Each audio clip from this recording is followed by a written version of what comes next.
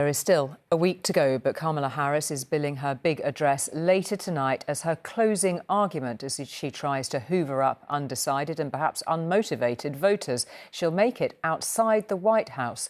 She's chosen the location specially. You might recognise it as the place from where Donald Trump made his infamous speech before his supporters stormed the Congress building on January the 6th in 2021. The Vice President's aim to encourage Americans to visualise their futures if Mr. Trump were to get back into the White House. Well, Mr. Trump held his big event of the day earlier at his home in Florida. He was trying to play down the accusations of racism at his rally on Sunday evening. He said he just felt love in the room. At an unscheduled press conference at his Florida estate, Donald Trump today tried to reframe the narrative back to illegal immigration. They're vicious and they're perhaps even trying to destroy our country. Because who would want open borders? But he also tackled criticism of the racist jibes at his rally in New York on Sunday, pushing back against suggestions it was a reenactment of a Nazi rally. And you know what? But can you imagine it? 1939, the Nazi, they would.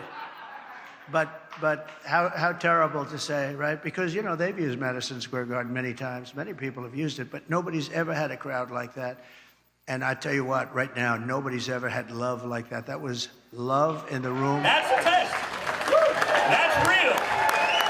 In reality, both sides' focus right now is on a small slice of the American people in swing states like Pennsylvania.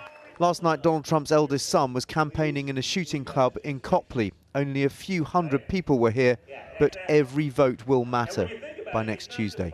What is your polling showing in Pennsylvania, sir? Feels good. Yeah? Are you concerned Kamala Harris is doing a speech at the Ellipse? No. You I love when she gives speeches. Every time she gives a speech, we win 100,000 votes. Last question. The British Labour Party accused of interfering in this election. Will that damage the special relationship?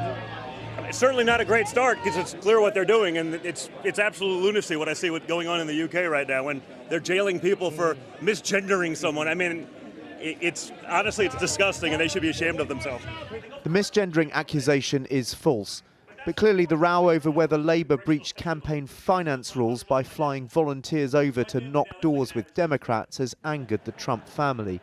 But even here, there were some who remain unconvinced Trump would be good for America. Registered independent. I said, tell him I'm a unicorn. Don't tell anybody I'm here. OK, so have you made up your mind? Yes, I have. And how will you vote? I will vote for Harris on the election day. And you're here watching Donald Trump's son? I'm trying to make my son aware that you can have differences of opinions and that's OK, it's healthy.